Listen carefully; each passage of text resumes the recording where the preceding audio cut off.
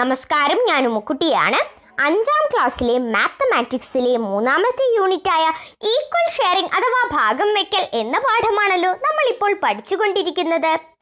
ഹരണത്തിൻ്റെ അടിസ്ഥാന പാഠങ്ങൾ നമ്മൾ ഇതിനു മുൻപുള്ള വീഡിയോകളിലായി ചെയ്തതാണല്ലോ.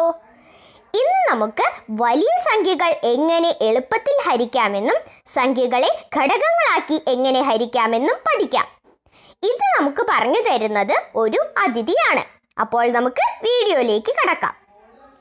ഉമ്മക്കുട്ടിയുടെ കൂട്ടുകാർക്ക് വീണ്ടും ഗണിത ക്ലാസ്സിലേക്ക് സ്വാഗതം. ഇന്ന് നമുക്ക് എളുപ്പത്തിൽ ഹരിക്കാനൊരു സൂത്രം പഠിക്കാം, ട്രിക്കി ഡിവിഷൻ. ആദ്യത്തെ ഉദാഹരണം നോക്കാം. അങ്കണവാടിയിലെ ആകെ ബെഞ്ചുകൾ 4. ഓരോ ബെഞ്ചിലും 4 കുട്ടികൾ വീതമാണ് ഇരിക്കുന്നത്. 48 മിഠായികൾ തുല്യമായി വീതിച്ചാൽ ഓരോ ബെഞ്ചിലും എത്ര മിഠായികൾ ലഭിക്കും? ഓരോ കുട്ടിക്കും എത്ര മിഠായികൾ വീതം ലഭിച്ചു കാണും? There are 4 benches in an Anganawadi. There are 4 students per bench. If 48 toffees are equally distributed, how many toffees can be given to each bench? How many toffees did each student get? ഇത്തരം ചോദ്യങ്ങൾ ലഭിക്കുമ്പോൾ നമ്മൾ ആദ്യം ചെയ്യേണ്ടത് തന്നിരിക്കുന്ന വിവരങ്ങൾ കൃത്യമായി എഴുതി നോക്കുകയാണ്. എന്താണ് കണ്ടുപിടിക്കേണ്ടത് എന്നതും എഴുതി നോക്കണം. ഇവിടെ തന്നിരിക്കുന്ന വിവരങ്ങൾ എന്തൊക്കെയാണ്? ടോട്ടൽ നമ്പർ ഓഫ് ടോഫീസ്, ആകെ മിഠായികൾ 48 ആണെന്ന് തന്നിട്ടുണ്ട്. നമ്പർ ഓഫ് ബെഞ്ചസ്, ബെഞ്ചുകളുടെ എണ്ണം 4 ബെഞ്ചുകളാണ് ഉള്ളത് എന്ന് ചോദ്യത്തിൽ പറഞ്ഞിട്ടുണ്ട്. Number of students in each bench, ഒരു ബെഞ്ചിലെ കുട്ടികളുടെ എണ്ണം 4 ആണ് എന്നും പറഞ്ഞിട്ടുണ്ട്. നമുക്ക് എന്താണ് കണ്ടുപിടിക്കാനുള്ളത്? ഒരു ബെഞ്ചിൽ എത്ര മിഠായികൾ ലഭിക്കും എന്ന് കണ്ടുപിടിക്കണം. അതുപോലെ ഓരോ കുട്ടിക്കും എത്ര മിഠായികൾ വീതം ലഭിക്കും എന്നും കണ്ടുപിടിക്കണം. നമുക്ക് ആദ്യത്തെ ഭാഗം ചെയ്തു നോക്കാം. How many toffees will get to each bench?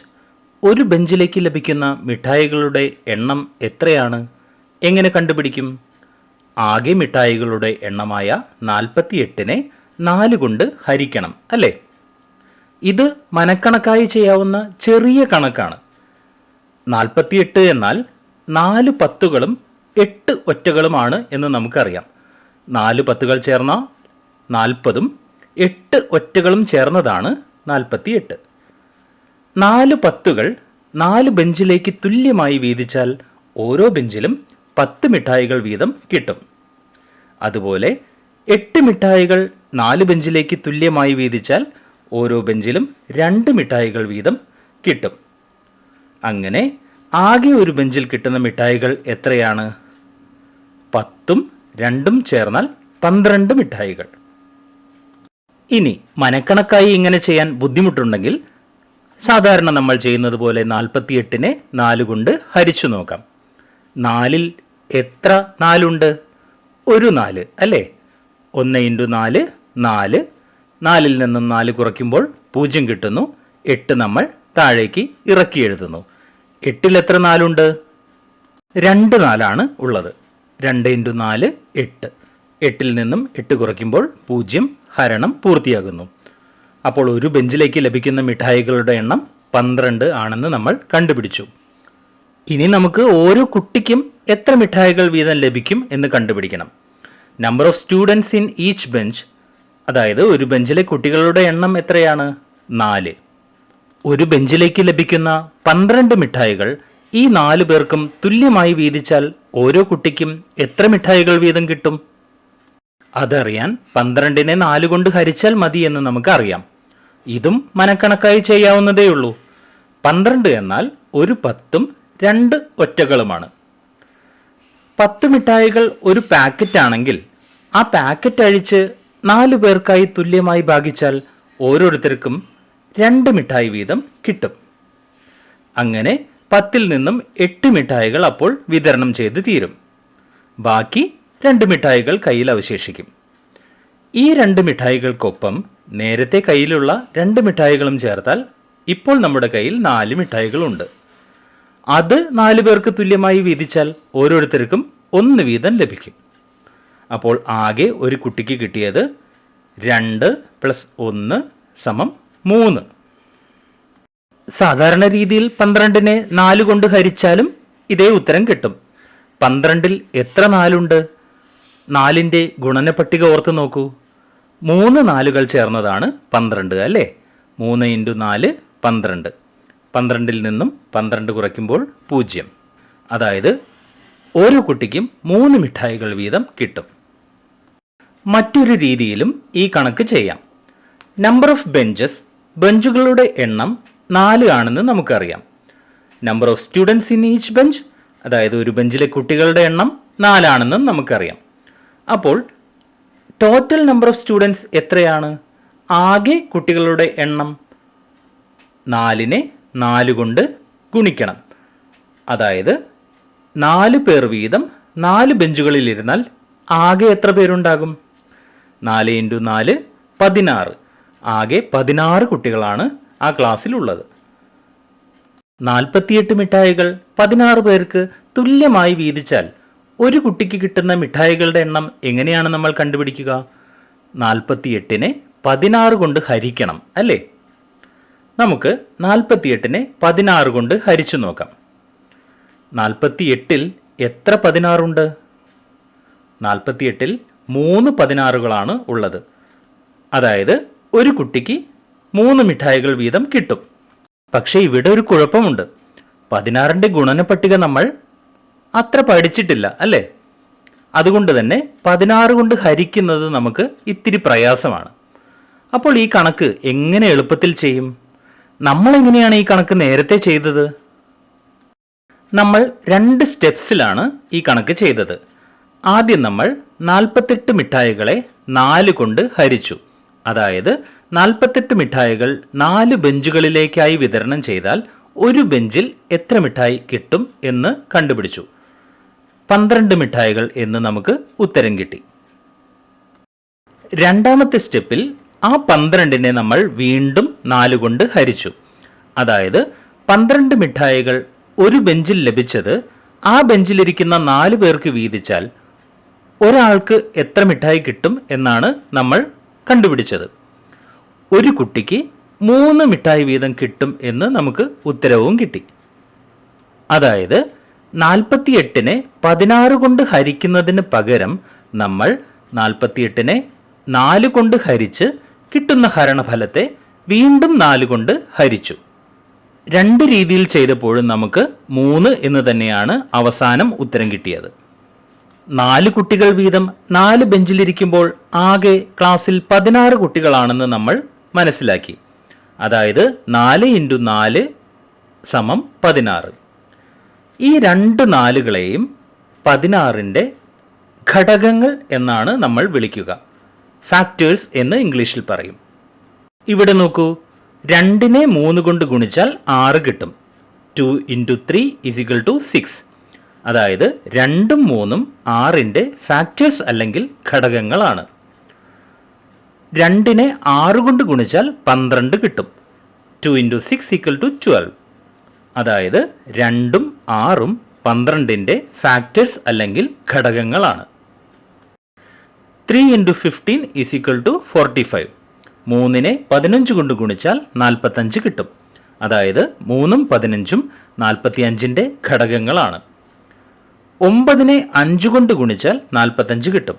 അതായത് 9ഉം 5ഉം 45ൻ്റെ ഫാക്ടേഴ്സ് അല്ലെങ്കിൽ ഘടകങ്ങളാണ്. എന്തിനാണ് ഇങ്ങനെ വലിയ സംഖ്യകളെ ഘടകങ്ങളായി തിരിക്കുന്നത്? അതാണ് ആദ്യം പറഞ്ഞ ഹരിക്കാനുള്ള സൂത്രം. ഒരു സംഖ്യയെ 45 കൊണ്ട് ഹരിക്കണം എന്ന് വിചാരിക്കുക. അതിന് പകരം ആ സംഖ്യയെ 9 കൊണ്ട് ഹരിച്ച് കിട്ടുന്ന ഹരണഫലത്തെ 5 കൊണ്ട് ഹരിച്ചാൽ മതി. ചെറിയ സംഖ്യകൾ കൊണ്ട് ഹരിക്കുമ്പോൾ നമുക്ക് എളുപ്പമുണ്ടാകും.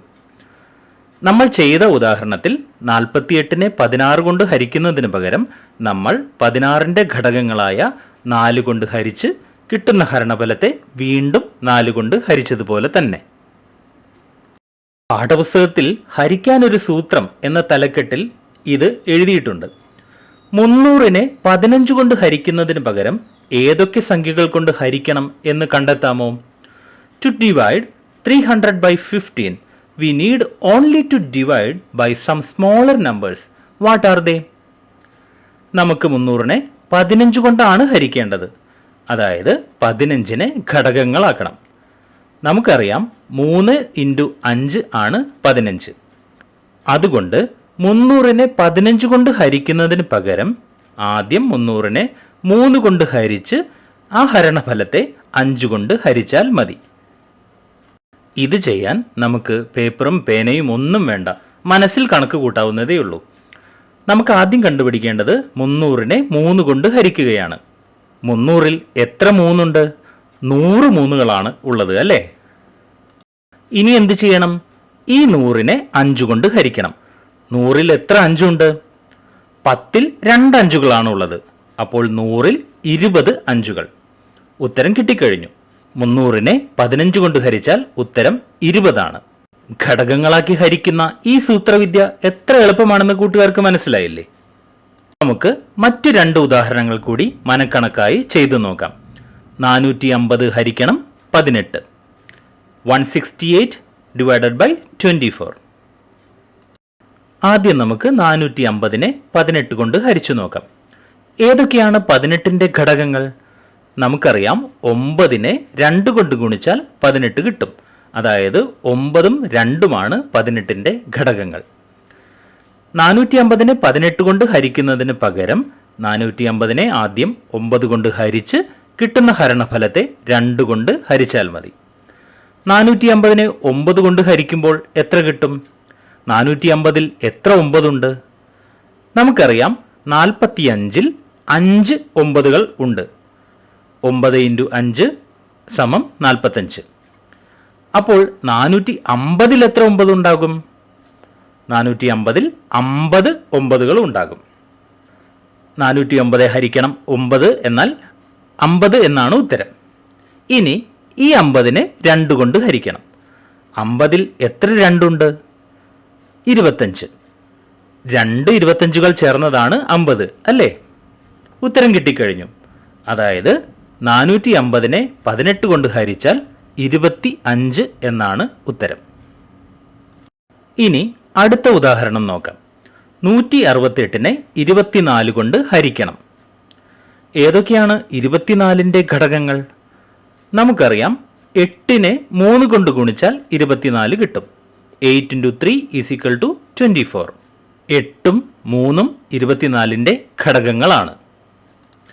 24 കൊണ്ട് ഹരിക്കുന്നതിന് പകരം നമുക്ക് 8 കൊണ്ട് ഹരിച്ച് കിട്ടുന്ന ഹരണഫലത്തെ 3 കൊണ്ട് ഹരിച്ചാൽ മതി. നമുക്കാദ്യം 168നെ 8 കൊണ്ട് ഹരിച്ചു നോക്കാം. 168ൽ എത്ര 8 ഉണ്ട്? 168 എന്നാൽ 160ന്റെ കൂടെ 8 കൂടി ചേർന്നതാണ്. 160ൽ എത്ര 8 ഉണ്ട്? 2 8കൾ ചേർന്നാൽ 16. 20 8കൾ ചേർന്നാൽ 160. 21 8കൾ ചേർന്നാൽ 168. ഇനി 21നെ 3 കൊണ്ട് ഹരിക്കണം. 21ൽ എത്ര 3 ഉണ്ട്? നമുക്കറിയാം 7 × 3 ആണ് 21. 21ൽ 7 3കളാണ് ഉള്ളത്. ഉത്തരം ലഭിച്ചു. 168നെ 24 കൊണ്ട് ഹരിച്ചാൽ ഉത്തരം 7. വലിയ സംഖ്യകൾ കൊണ്ട് ഹരിക്കേണ്ടി വരുമ്പോൾ ഇങ്ങനെ ഘടകങ്ങളാക്കിയാൽ നമുക്ക് എളുപ്പത്തിൽ ഹരിക്കാൻ സാധിക്കും. ഈ ചോദ്യം നോക്കൂ. 15 ഡിവിഷനിലേക്കും കൂടി വാങ്ങിയ ടിവിയുടെയും പെൻ ഡ്രൈവിൻ്റെയും കൂടി ആകെ വില 97,350 രൂപയാണ്. എങ്കിൽ ഓരോ ക്ലാസ്സിനും ചെലവായ തുക എത്രയായിരിക്കും? The total amount of money for the television and pen drives bought for 15 divisions is rupees 97,350. Find the amount spent for each class. നമ്മൾ എങ്ങനെയാണ് കണ്ടുപിടിക്കുക? 97,350നെ 15 കൊണ്ട് ഹരിക്കണം അല്ലേ? ആദ്യം നമുക്ക് സാധാരണ രീതിയിൽ ഹരിച്ചു നോക്കാം. 97,350 ഹരിക്കണം 15. 97ൽ എത്ര 15 ഉണ്ട്? 15നെ 1 മുതൽ മുകളിലേക്കുള്ള സംഖ്യകൾ കൊണ്ട് ഗുണിച്ചു നോക്കണം. 15 × 1 15, 15 × 2 30, 15 × 3 45, 15 × 4 60, 15 × 5 75, 15 × 6 90. 97ൽ 6 15കളാണ് ഉള്ളത്. 6 × 15 90, 97 നിന്നും 90 കുറയ്ക്കുമ്പോൾ 7, മുകളിലുള്ള 3 നമ്മൾ താഴേക്ക് ഇറക്കി എഴുതുന്നു. 73 എത്ര 15 ഉണ്ട്? 4 15കളാണ് ഉള്ളത്. 4 × 15 60. 73 നിന്നും 60 കുറയ്ക്കുമ്പോൾ 13 കിട്ടുന്നു. മുകളിലുള്ള 5 നമ്മൾ താഴേക്ക് ഇറക്കി എഴുതുന്നു. 135 എത്ര 15 ഉണ്ട്? 10 15കൾ ചേർന്നാൽ 150.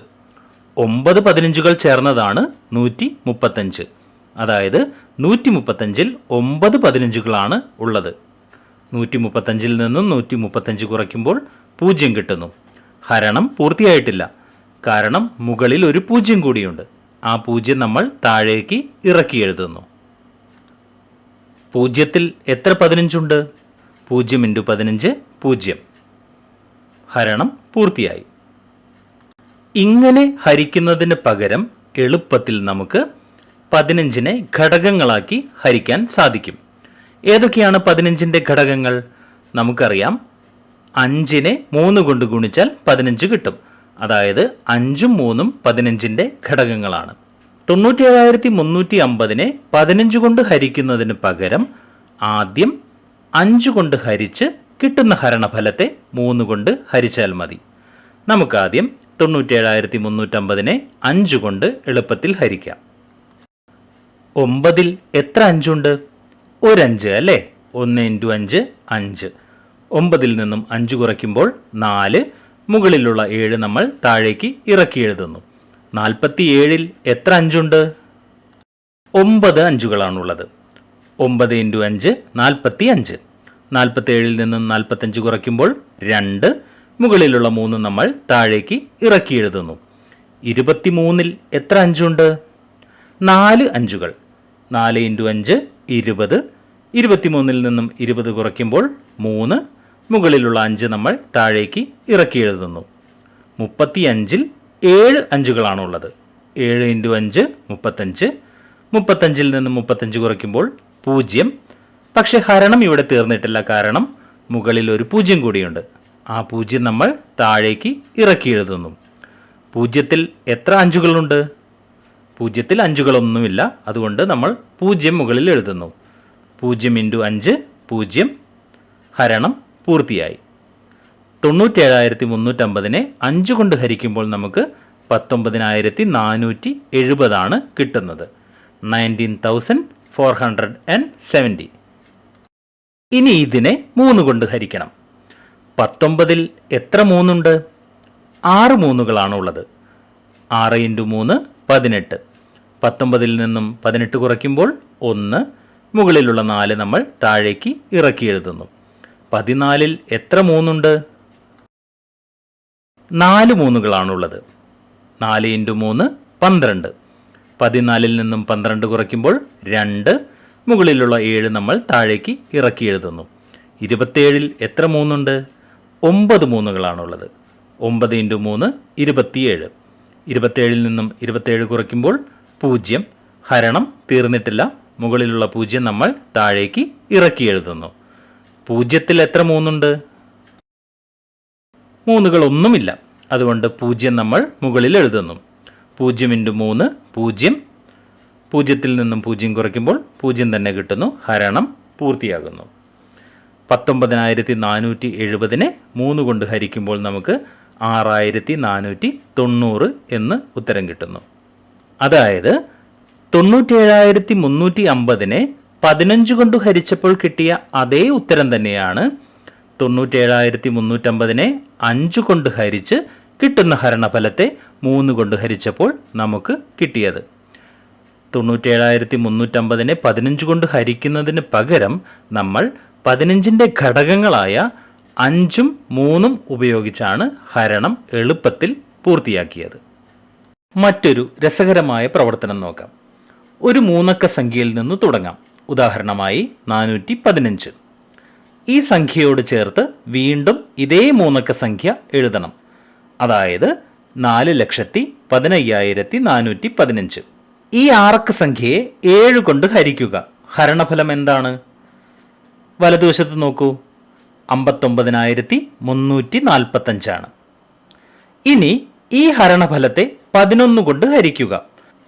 59,345-നെ 11 കൊണ്ട് ഹരിച്ചാൽ നമുക്ക് 5,395 കിട്ടും. അവസാനമായി ഈ ഹരണഫലത്തെ 13 കൊണ്ട് ഹരിക്കുക. എന്ത് കിട്ടി? 5,395-നെ 13 കൊണ്ട് ഹരിച്ചാൽ നമുക്ക് 415 എന്ന് കിട്ടുന്നു. അതായത് നമ്മൾ ആരംഭിച്ച സംഖ്യ തന്നെ കിട്ടുന്നു. മറ്റൊരു സംഖ്യ എടുത്ത് നോക്കാം. 215. ഇനി ഇതേ സംഖ്യയോട് ചേർത്ത് വീണ്ടും ഇതേ 3 അക്ക സംഖ്യ എഴുതണം. അതായത് 2,15,215.